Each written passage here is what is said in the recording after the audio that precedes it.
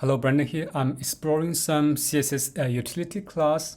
As you can see here, I'm starting working on the padding base. Now I need to go back and press X multiple times to select the whole block, and I press Y to copy all of them and move my cursor to this same line as the padding base and press P to paste here. When we are still selecting the whole block, we can type X to search.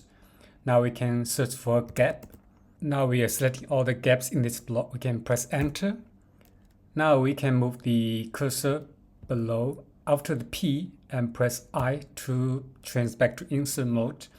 And then we can start deleting the gap and start typing the padding. Once finished typing, we can hit escape to exit after the insert mode.